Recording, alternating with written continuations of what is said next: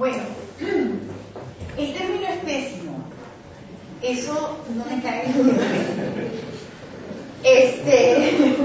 así de arranque. Ya. Pero lo que sí quería, y que me parece todavía válida, es poner esta discusión sobre que hay procesos en la propia sociedad más allá de la lógica de guerra. Hay algunas regiones, eso también está planteado en el capítulo, donde es la lógica de guerra.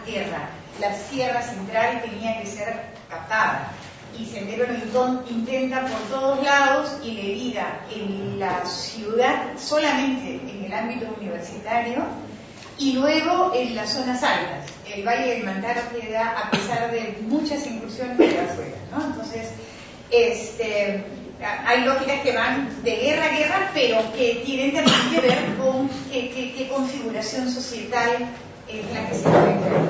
Ahora, sin embargo, no solamente el término es malo, sino que el problema es que yo no encuentro ¿cómo llamarlo? Porque creo que incluso Guillermo, que comenzó así muy crítico, reconoce que hay procesos de cambio, ¿no es cierto? Entonces, estamos ante procesos de cambio que le generan problemas a las personas, digamos, que generan condiciones en que los conflictos no tienen formas de resolverse. Claro, digamos, en la tradición más desde algunos estudios sobre estos procesos, Barrington Moore, por ejemplo, habla, y es algo que yo tenía bastante en la cabeza cuando trabajaba este capítulo, sobre la forma como se liquida el antiguo régimen tiene que ver con la forma como se organizan procesos de cambio, procesos violentos, movimientos, etcétera, en las sociedades que él estudia. Entonces, sí, Hellner mismo, si no me equivoco, Hellner, nunca me acuerdo, pero me parece también que lo leí en ese momento, ubica, por ejemplo, el renacimiento de nacionalismos, e incluso la reconstrucción de un discurso de identidad étnica, efectivamente en estos sectores que se quedan en una especie de limbo. Karl Offe también lo decía, ¿no es cierto?, en una especie de limbo en el que los mecanismos de una sociedad tradicional ya no sirven y los supuestamente nuevos no funcionan. Y entonces en este limbo hay espacio para una serie de otro tipo de propuestas. Si no me equivoco, Offe mismo agarra y decía, creo que fue en esta misma sala, digamos, cómo entender los nuevos movimientos con un fuerte carácter de intolerancia religiosa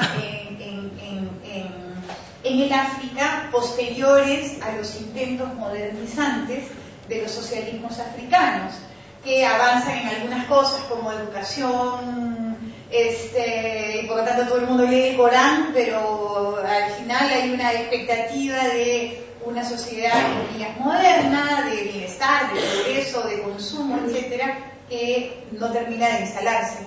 Y entonces, pero ya no funcionan patrones antiguos, y entonces a mitad de camino entre una tradición y una modernidad, en muchos casos lo que se hace es reinventar una tradición para reconstruir un espacio que sea manejable. Entonces, estas situaciones de limbo que yo trataba de identificar, me parece que de eso es lo que salía de los diferentes informes. Ahora, lo llamé así, quizás fue un error, ¿no? Efectivamente, quizás trunca, o quizás dislocada, pero ¿a qué lo llamamos, no? O sea, hay una discusión en el Perú desde comienzos del siglo XX sobre cómo organizar los procesos de cambio. La discusión Leguía, María Teguiaya, es una discusión sobre cuáles son las rutas de la liquidación del antiguo régimen en el país. Y a partir de los 60 hay un conjunto de proyectos que se llaman modernos en curso, ¿no es cierto?, desde Belaunde, desde toda esta, desde Prado, con la sustitución sustitución de importaciones, las políticas de protección, el país tiene que industrializarse para ser moderno. No es mi discurso, tampoco creo que tiene nada que ver que esto significa un tránsito entre lo andino y lo criollo, creo que no tiene nada que ver, es una discusión sobre sistemas económicos y controles de poder. Entonces, sí, de eso es lo que trataba yo de hablar, y ese no es el término, y pues reconozco que es fatal, pero no sé cuál es. ¿Cómo conceptualizamos en el país estos procesos complejos, desequilibrados, ¿cómo lo llaman, Guillermo? De dislocados, ¿no?, de cambio, en los que no termina de presentarse un nuevo aparato pues manejable y legítimo por todos, ¿no? Entonces, eso ahora hay muchas cosas que decir. Por ejemplo, claro, cuando dice Javier, ¿había o no había? Yo no veo que había una modernización en las provincias Cangallo, Fajardo, de Ayacucho. No, pero es cierto que allí la escasa presencia estatal era un problema porque ya no habían los viejos poderes hacendarios, los poderes locales, etc. Entonces sí había habido un proceso de cambio, y sí hay hijos estudiando en universidades, y sí hay expectativas de, comillas, progreso, y sí hay compra de haciendas para ampliar la propiedad. Entonces, y colegios, efectivamente, y un montón de paseos nuevos. Entonces, claro, no vamos a decir que Cangallo, Fajardo, Vilcabamba están en un franco proceso de desarrollo de nuevas estructuras de mercado, consumo, etcétera, ¿no? Por supuesto que no. Pero, digamos, el que las veamos tan pobres, tan pequeñas y tan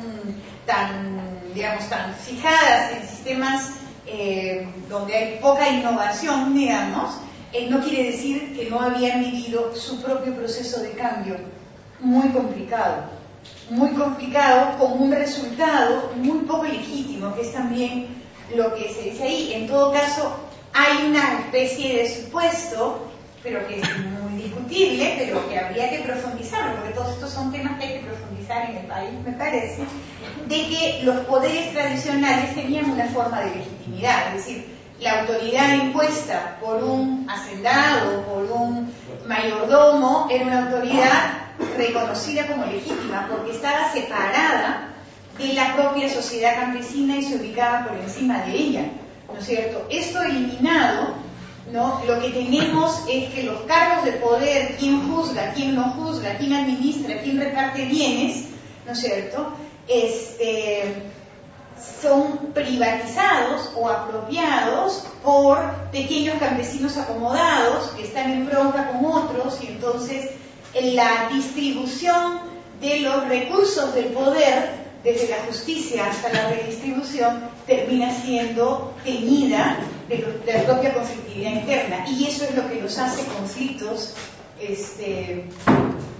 sin solución, ¿no es cierto? El conflicto sin camino de solución. Claro, como digo, ustedes no son pésimos, pero creo que hay una pista que me parece que habría que conversar. En términos del posconflicto, habría que ver, creo que el tema que ha abierto Carlos Iván sobre los passeurs o las bisagras que se mencionan en el texto, habría que discutirlo. Yo me preguntaba cuando él hablaba en un momento si ya quizás no hay. Ya no hay estos mediadores, ¿no? Estos que llevan y traen y traducen, esos traductores también, en el sentido de Pasteur, ¿no? O son poderes más institucionalizados, los alcaldes. Sin embargo, también es cierto que en ciertos momentos encontramos estos que Martín llama brokers o agentes mediadores entre propuestas estatales y sociedades locales, tanto superurbanas, y hay una clientelización de espacios urbanos, como rurales, pero en fin, esos son temas por conflicto, claramente, ¿no?